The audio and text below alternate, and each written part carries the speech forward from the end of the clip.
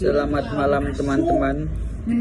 Saya Naufal Pranjatama dari Fakultas Teknik Industri akan mereview buku yang berjudul Hujan dari Terelie.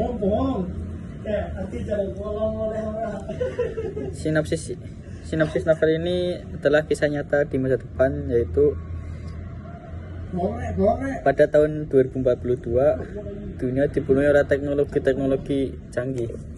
Peran manusia tergantikan oleh ilmu pengetahuan dan mesin mutakhir pada masa itu. Lail adalah seorang yang berusia 13 tahun. Ketika hari pertama sekolah, Lail dihadapkan dengan bencana gunung meletus dan gempa yang dahsyat. Bencana itu meluluhkan kota tempat ia tinggal. Tidak hanya itu, musibah besar tersebut merenggut nyawanya untuk kedua orang tua Lail. Beruntungnya Lail diselamatkan oleh remaja laki-laki yang berusia 15 tahun bernama Esok. Laki-laki ini memiliki ibu yang juga penyintas bencana tersebut. Sayangnya kedua kaki ibu Esok harus diamputasi. Lail dan Esok menjadi dekat selepas bencana. Mereka tinggal di sebuah pengungsian.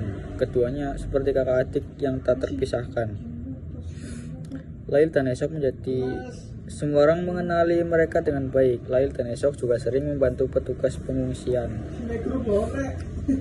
Singkat cerita, beberapa waktu kemudian pemerintah mengumumkan bahwa tempat pengungsian mereka akan ditutup. Penutupan itu membuat Esok dan Lail berpisah.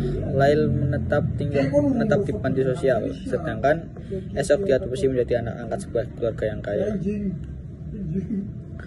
Belakangan keluarga yang mengadopsi Esok diketahui merupakan keluarga wali kota, pejabat terhormat di kota mereka tinggal.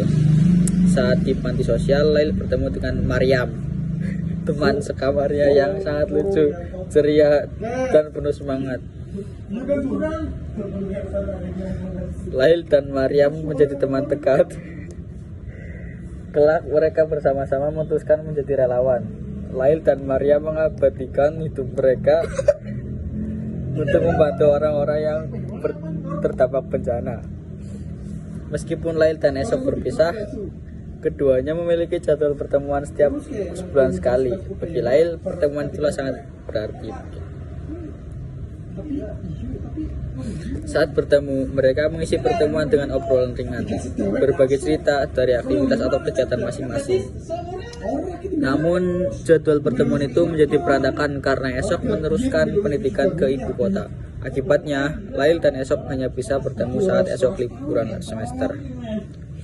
Sementara itu, Lail dan kawannya Maryam mendaftarkan diri menjadi relawan di sebuah organisasi kemanusiaan. Maryam dan Lail menjadi relawan termuda dan keduanya berprestasi. Meskipun Lail dan Esok memiliki kesibukan masing-masing, tetapi Esok masih menyempatkan diri untuk menemukan Lail. Kedatangan Esok seringkali tanpa terduga-duga. Sayangnya frekuensi pertemuan Lail dan Esok semakin jarang. Mereka kemudian hanya bertemu satu kali dalam setahun.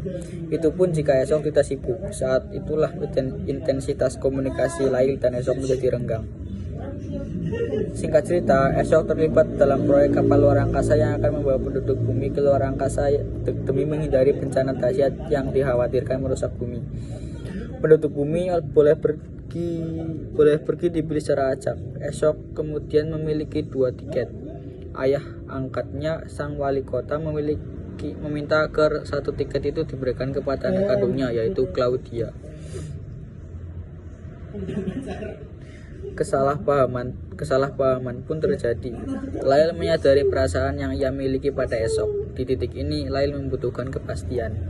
Namun, 1 hari sebelum pengumuman pemerintah, tidak ada kabar dari Esok. Perasaan Lail kacau. Lalu ia memutuskan ke ruang modifikasi ingatan.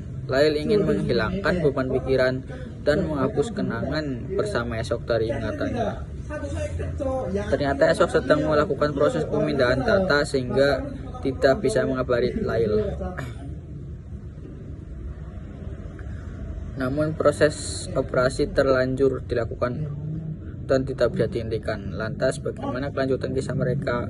Akankah Lail melupakan Esok setelah kenalannya tentang Esok mengisi hati dan memori Lail?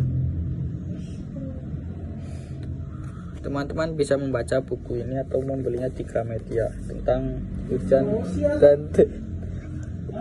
hujan yang ditulis oleh Terelie.